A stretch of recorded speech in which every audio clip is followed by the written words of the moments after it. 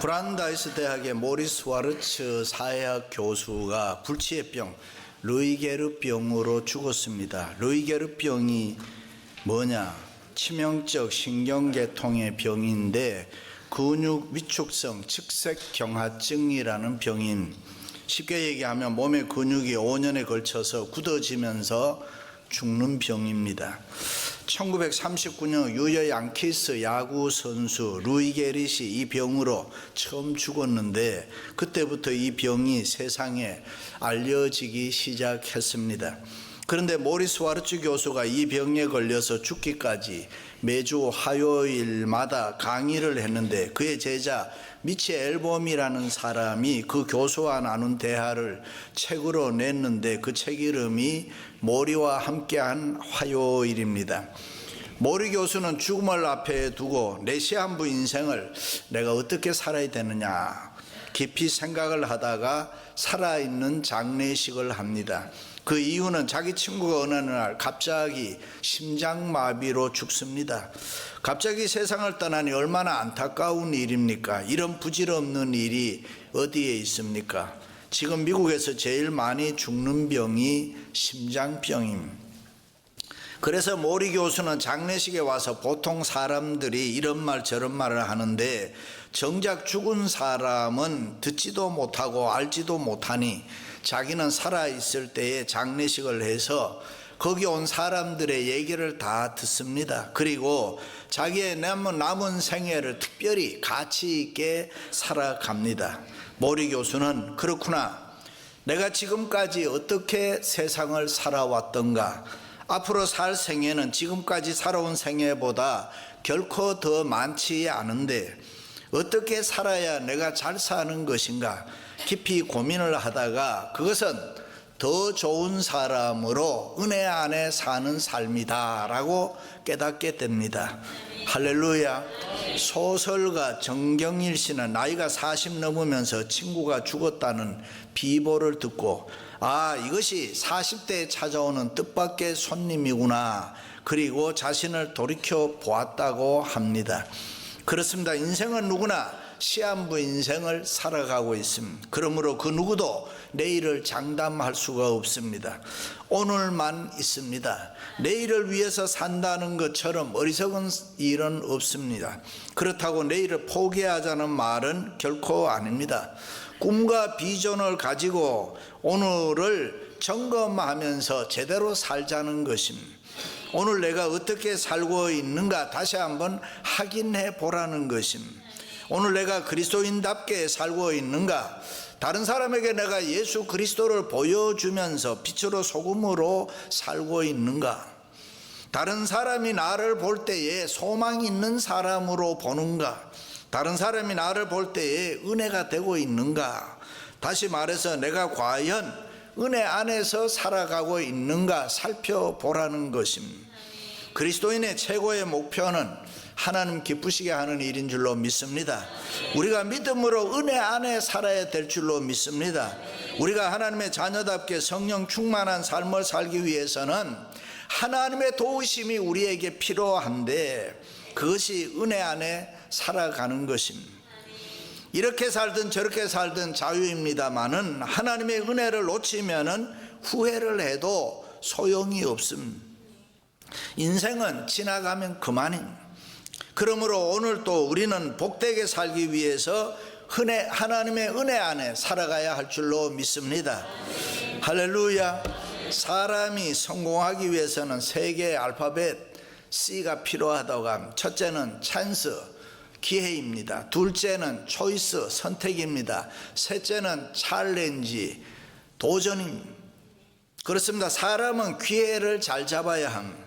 이 세상에 사는 사람은 누구나 일생을 통하여 여러 번의 기회가 주어지는데 그것을 잡아야지, 그렇지 않으면 그 기회가 쉽게 지나갑니다.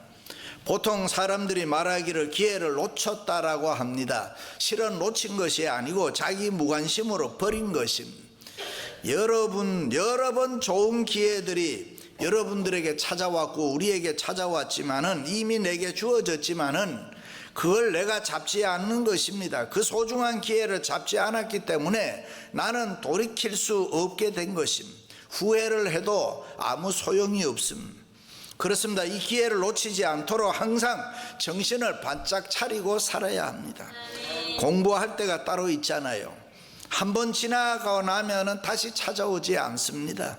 돈 벌 때 돈 벌어야 되고, 바르게 살아야 할 때 바르게 살아야 합니다. 믿음으로 살아야 할 때 믿음으로 살아야 합니다. 사랑할 수 있을 때 사랑해야 됩니다. 교회에서도 봉사할 수 있을 때 열심히 봉사하세요. 아멘. 이 모든 이런 기회가 있습니다. 특별히 회개할 수 있을 때 또 회개할 수 있기를 바랍니다. 우리가 회개할 때 자유가 주어지고 회개해야 하나님의 도우심을 받습니다. 신앙생활 열심히 해야 할 때 하지 않고 나중에 해야지. 회개해야 될 때 회개하지 아니하고 나중에 해야지. 그때는 too late, 늦었습니다. 쌓아 올린 성공, 명예, 부귀, 영화 하루아침에 그냥 다 와르르 무너져 버립니다. 그래서 회개는 금방금방 해야 됩니다. 교회생활, 신앙생활도 원점에서 조금만 떨어지면 빨리 돌이켜야 합니다. 찬송가에도 돌아와 할 때에 빨리 돌아와야 합니다. 멀리 떨어지면 돌아오기가 어렵습니다. 잘못하면 영원히 우리가 돌아올 수가 없게 될 때도 있습니다. 그렇습니다. 세상에 죄 없는 사람 어디에 있습니까? 그러나 누구든지 회개하면 하나님이 사랑해 주시고 용서해 주실 줄로 믿습니다. 탕자가 집을 나가 허랑방탕하게 살며 많은 죄를 지었습니다. 그러나 그가 다시 회개하고 아버지 품으로 돌아왔을 때에 아버지는 두 팔 벌려서 그를 안으면서 기쁨으로 영접해 주었습니다. 막달라 마리아 얼마나 죄 많은 사람입니까? 자기의 몸을 팔아 살아가던 콜걸입니다. 그러나 그녀가 회개하고 예수님께 돌아왔을 때에 예수님이 그를 용서해 주고 사랑해 주셨습니다. 할렐루야. 다윗왕이 무서운 죄를 지었습니다. 충신 우리아의 아내를 빼앗았습니다. 그리고 자기의 죄를 덮으려고 우리아에게 특별 휴가를 줍니다. 그런데 우리아는 지금 전쟁터에서 전우들이 함께 죽어가는데 자기는 한가하게 여자를 안을 수 없다라고 거절하고 집에를 가지 않습니다. 알리바이가 성립되지를 않습니다. 큰일 났습니다. 그래서 충신 우리아를 전쟁터 최전선에 보내서 참모장 요압 장군으로 하여금 뒤에서 활을 쏴서 죽입니다. 그리고 다 끝난 줄 알았는데 나단 선지자의 책망을 듣습니다. 자녀가 죗값으로 죽습니다. 드디어 이때 다윗왕이 회개를 합니다. 눈물로 처절하게 회개합니다. 시편에 그는 이렇게 이야기합니다. 하나님이여, 주의 많은 긍휼을 쫓아 내 죄악을 사하여 주옵소서. 나를 주 앞에서 쫓아내지 마시며 주의 성령을 내게서 거두지 마옵소서. 얼마나 많이 울었던지 침상을 눈물에 띄우고 요를 적셨다고 했습니다. 그렇습니다. 다윗은 허물이 많았습니다. 죄를 많이 지었습니다. 그럼에도 불구하고 다윗은 언제나 하나님의 은혜 안에 살기를 원했습니다. 다윗은 하나님의 은혜가 얼마나 중요한가를 알았기 때문에 하나님 나는 하나님의 은혜가 필요한 사람입니다. 그렇게 몸부림치면서 하나님 은혜 안에 살았기 때문에 하나님의 사랑을 받았습니다. 하나님의 은혜 안에 살았기 때문에 축복을 받았던 것입니다. 할렐루야. 그렇습니다. 우리는 어떤 일이 있어도 하나님의 은혜 안에 살아갈 수 있기를 축원합니다. 행여라도 은혜 밖으로 밀려나면 안 되는 것입니다. 우리는 은혜 안에 살도록 힘쓰고 애써야 합니다. 은혜 안에 살 때 기쁨이 있습니다. 은혜 안에 살 때에 우리에게 소망이 있습니다. 은혜 안에 살 때에 아무리 힘들고 어려워도 하나님이 우리를 도와주시는 것입니다. 구원은 여호와께 있사오니 믿으시면 아멘. 하나님의 은혜 안에 살 때 구원이 있습니다. 평안할 수 있습니다. 은혜 안에 살 때 세상의 모든 문제들이 저절로 해결될 줄로 믿습니다. 할렐루야. 그렇습니다. 하나님의 은혜 안에 사는 사람은 모든 것을 예와 아멘으로 다 받아들입니다. 그래서 모든 것이 아름답고 좋은 것입니다. 세상에 문제될 게 아무것도 없습니다. 그렇습니다. 은혜 안에 사는 사람에게는 조건이 없습니다. 자격이 있다 없다 할 것이 없습니다. 하나님의 은혜 안에 사니 세상을 초월할 수가 있는 것입니다. 은혜 안에 살아가니 가슴이 설레고 은혜 안에 살아가니 기쁨이 있고 감사가 우리에게 있는 것입니다. 할렐루야. 교회 생활하다 보면 가끔 언짢은 일이 있을 수 있습니다. 정말 보기 싫고 기분 나쁜 사람도 있습니다. 그럴 때 어떻게 해야 됩니까? 은혜 안에서 이해해 줘야 됩니다. 그렇지, 나도 주님 보실 때 부끄러운 것이 많은 사람인데 내가 은혜 안에 살고 있으니 내가 이해해 줘야지. 아멘. 몇 년 전에 예수 믿고 화제가 된 이어령 씨의 글을 보면은 미운 사람, 보기 싫은 사람은 앞을 보지 말고 뒷모습을 보아라, 그렇게 했습니다. 뒷모습을 보면은 측은함이 있다. 저도 앞모습도 좋지만 뒷모습이 더 좋다 그래요. 더 청년 같고 날씬하고 더 아름답다고 하더라고요. 그렇습니다. 은혜 안에 사는 사람은 이러쿵저러쿵 말하면서 불평하지 않습니다. 누구 때문이다, 환경 때문이다 변명하지 말아야 합니다. 사람이 타락하는 거 순간적이지 않습니까? 사람이 건강 잃어버리는 것, 사람이 실패하는 것 아주 쉽고 순간적이지 않습니까? 그런데 대개는 사인, 경고, 워닝이 먼저 온다는 것입니다. 그 경고가 올 때에 깨달아야 되고 그 경고를 놓치면 안 되는 것입니다. 보통 의사 선생님들의 말을 빌리면 모든 병의 75%가 사인이 먼저 온다는 것입니다. 예를 들면 내가 건강을 지킬 수 있도록 먼저 기회를 준다는 것입니다. 술, 담배 하지 마라, 식생활 좀 고쳐라, 운동 좀 해라, 뭐 이렇게 워닝, 경고가 먼저 온다는 것입니다. 그렇습니다. 우리가 은혜 안에 살면은 예배를 통해서, 말씀을 통해서, 성령을 통해서 항상 경고가 먼저 오는 것입니다. 그럴 때 우리는 주님의 음성에, 하나님의 말씀에 그때 정직하게 반응해야 되는 것입니다. 그때마다 뉘우치고 회개하고 주여 주여 하나님 붙잡아야 합니다. 그래야 하나님께서 깨닫게 해주시고 느끼게 해주시고 돌이키게 해주시는 줄로 믿습니다. 그래야 우리가 하나님의 말씀 따라서 이 세상을 정로로 살아갈 수가 있습니다. 그러므로 성도는 하나님의 은혜 안에서 벗어나면 안 되는 것입니다. 그 은혜를 무시하면 다시 돌이킬 수 없기 때문입니다. 우리가 은혜 안에 살면 모든 것이 가능하고 기쁘고 행복합니다. 우리가 은혜 안에 살면은 사람에 대해서, 세상에 대해서 불만 없습니다. 원망 불평도 없습니다. 억울한 마음, 속상한 마음도 없습니다. 누구를 정죄할 교만한 마음도 없습니다. 우리가 은혜 안에 살면 깨달아야 할 때 깨닫게 되고 느껴야 할 때 느낄 수가 있고 돌이켜야 할 때 돌이키게 되는 것입니다. 형제들아, 너희는 악한 마음을 품고 살아계시는 하나님께서 떨어질까 조심할 것이요, 누구든지 제 유혹으로 완고하게 되지 않도록 하라. 다시 말해, 제 유혹으로 악하고 강팍하고 완고하게 굳어지지 않도록 우리 자신을 관리하라는 것입니다. 그런 삶을, 그렇지 않으면은 은혜 밖의 삶이 된다는 것입니다. 그렇습니다. 때로는 어렵고 힘들 때보다 형통할 때가, 신앙생활 잘하기 어려울 때가 많지요. 모든 게 평안하고 잘 살 때가 더 힘들죠. 그 음식을 해보면은 몇 끼만 굶으면은 코가 센시티브해지고 아주 예민해집니다. 그래서 모든 음식이 다 맛있어 보입니다. 그러나 배가 부르면 코가 자연히 무뎌집니다. 맛있는 음식이 많아도 배부르면 별 생각 없습니다. 신앙생활도 그렇습니다. 배고프고 힘들고 어려우면은 하나님 이름 부르고 하나님을 찾습니다. 처음 이민 왔을 때 하나님 도와주세요 눈물로 많이 기도했잖아요. 그러나 우리가 성공해서 잘 살고 무엇이든지 형통하면은 신앙생활이 무뎌집니다. 하나님이 있어도 되고 없어도 되고 그저 그렇게 생각하지는 않습니까? 하나님 잊어버리기가 쉽습니다. 그래서 일찍이 하나님께서 가나안 땅에 들어가서 너희들이 잘 살게 될 때에 여호와의 이름을 잊지 말고 기억하라 말씀했습니다. 어떤 장로님이 돈 좀 벌었어요. 성공했어요. 좋은 집을 새로 구입해서 많은 사람들을 초대해서 파티를 했습니다. 찾아온 사람들이 인사를 합니다. 장로님 축하해요. 집이 너무 좋아요. 그럼 뭐라고 보통 말합니까? 아, 뭘요? 우리 집보다 더 좋은 집들이 많은데. 꼭 그렇게 얘기를 해야 합니까? 그저 감사합니다, 하나님의 은혜입니다, 하나님의 이름 좀 높여드릴 수가 없습니까? 집사님 옷이 너무 예뻐요, 참 아름답습니다.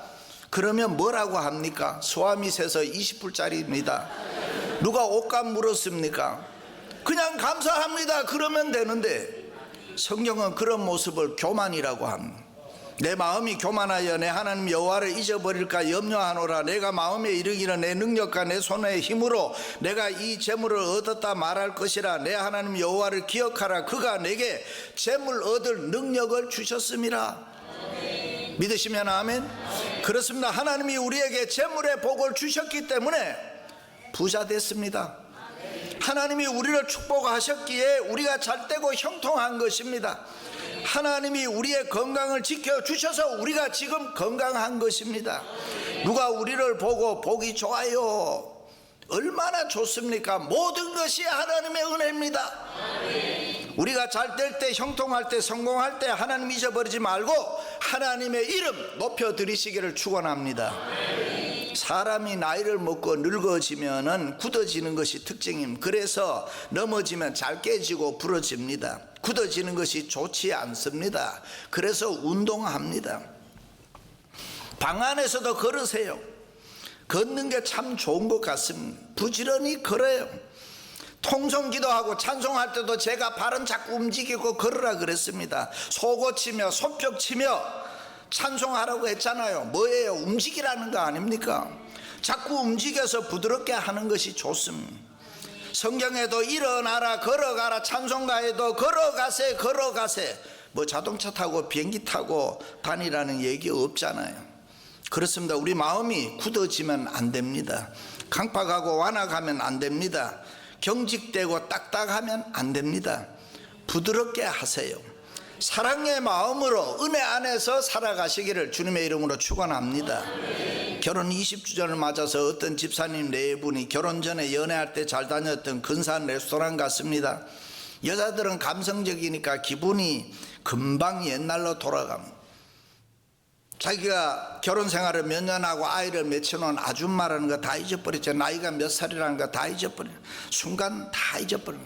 그런데 그때의 클래식 좋은 음악이 흘러나오면 그냥 마음이 들떠버려 소녀가 되는 거예요. 여보 여보 이 곡이 무슨 곡이야? 앞에서 정신없이 칼질하던 남자가 이 곡이가 무슨 곡이야? 소등심이지. 남자는 20년 만에 굳어져 버린 거예요. 그렇습니다. 강팍하고 완악하고 굳어지면 은혜 안에 살지 못합니다.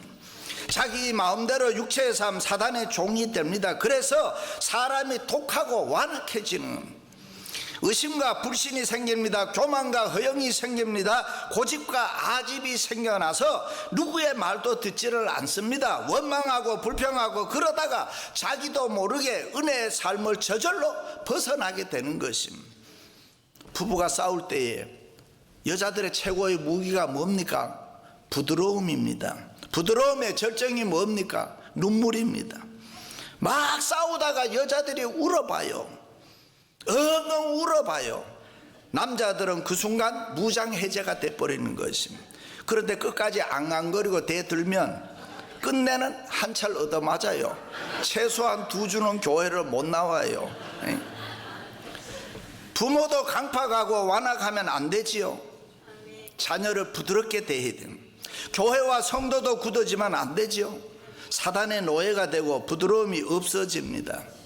헤롯 왕이 악하고 강팍하고 완악해지니까 자녀를 죽이고 불지르고 사납고 독해져서 난리를 피웠습니다.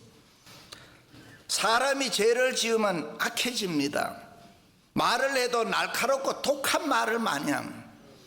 불란서의 외무장관을 지내고 재무장관을 지낸 라버트 슈만이 평생 독신으로 살았습니다. 그 이유가 어느 날 지하철을 탔는데 너무 복잡해서 어느 여자의 발을 밟았습니다.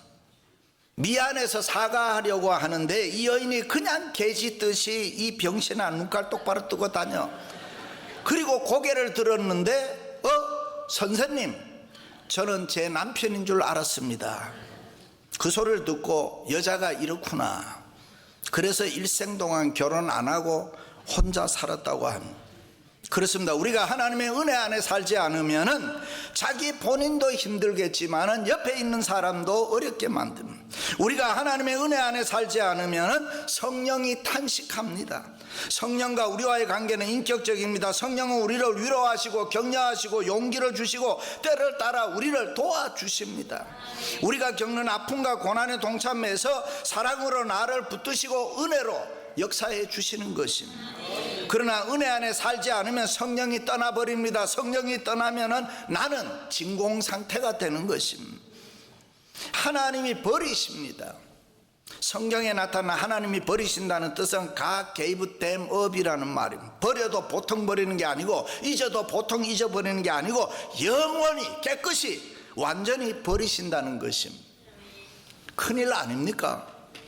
그때 사단이 내 마음에 들어와서 나를 지배하고 나를 종로처럼 다스리는 것입니다. 그리고 나를 악의 도구로 사용한, 생각만 해도 끔찍하지 않습니까? 사울 왕이 겸손할 때 하나님께 부름받아 왕이 됐지만 교만할 때 하나님이 버렸습니다. 사울이 버림받고 은혜 밖에 살 때 다윗을 시기하고 질투했습니다. 악령에 사로잡혀 이성을 잃어버렸습니다. 광야를 헤매고 다윗을 죽이려고 창을 몇 번 던졌습니다. 버림받은 은혜 밖에 사는 인간의 모습입니다. 왜 그렇습니까? 하나님의 은혜 안에 살지 않고 자기 마음대로 살았기 때문에. 칼빈은 불신앙적 교만이라고 이야기를 했습니다. 가룟 유다도 그랬습니다. 예수님께서 수차례 경고를 했습니다. 너희 중에 한 사람이 나를 팔리라. 나와 함께 그릇에 손을 넣는 그가 나를 팔리라. 어떤 때는 직설적으로 내가 말하였도다. 그럴 때 가룟 유다가 선생님 내가 잘못했습니다. 날 용서해 주세요. 만약 그랬으면은 은혜 안에 들어올 수가 있었습니다. 그런데 드디어 예수님께서 내가 무엇을 하려고 왔는지 행하라. 그것이 은혜 밖에 버려지는 순간입니다. 그러므로 우리는 삼가 조심하여 은혜 안에 살아야 할 줄로 믿습니다. 할렐루야. 그리스 올림픽 때에 마라톤 경기 보셨습니까? 브라질 선수 리마가 일찍이 선두로 달렸습니다. 결승점을 얼마 안 두고 있을 수 없는 일이 생겼습니다. 경찰이 경호하는데 아일랜드 사람 호론이라는 사람이 갑자기 뛰어들어와서 마라톤 1등 달리고 있는 사람을 껴안고 그냥 군중 속으로 들어가 버렸습니다. 그리고 다시 일어나서 나와서 뛰어서 동메달 3등 했습니다. 얼마나 억울합니까? 그런데 리마 선수는 이 모든 과정은 하나님이 나를 향한 뜻이 있다. 호론을 만나면 축복해 주고 싶다. 나는 동메달도 괜찮다. 메달의 색깔이 뭐가 그리 중요하냐. 메달이면 되지. 나는 불만 없습니다. 라고 인터뷰를 했습니다. 저는 그것을 보면서 하나님의 은혜 안에 사는 사람은 다르구나. 지난주에 있었던 59회 슈퍼볼 경기 보셨죠? 필라델피아 이글스와 캔자스 시티의 치프스가 맞붙었는데 필라델피아 이글스가 이겼습니다. 그런데 필라 이글스 헤드 코치 닉이라는 사람이 God bless us very much란 말. Thank you God, thank you Jesus. 대단한 이야기입니다. 목사 아닙니다. 운동선수 감독입니다. 그리고 허츠라는 커러백이 God is good. He is greater than all the highs and the lows라는 말이에요. 나 오늘 영어를 많이 하네. 이거 뭐. 근데 여러분 대단한 이야기합니다. 운동선수입니다. 은혜 안에 사는 사람들은 항상 하나님 하는 거예요. 할렐루야. 그렇습니다. 하나님의 말씀이 지금 내게 들려오면은 은혜 안에 사는 것입니다. 내가 하나님 더 잘 섬겨야 되는데, 하나님께 더 열심히 봉사하고 충성해야 하는데, 생명 걸고 주님 사랑하고 교회 헌신해야 되는데, 그 마음이 있으면은 은혜 안에 살고 있는 것입니다. 할렐루야. 그렇습니다. 하나님의 은혜 안에 사는 사람에게는 마음이 옥토가 되고 저절로 100배, 60배, 30배 풍성한 열매를 맺을 줄로 믿습니다. 사랑하는 성도 여러분, 은혜 안에 살아가시기를 주님의 이름으로 축원합니다.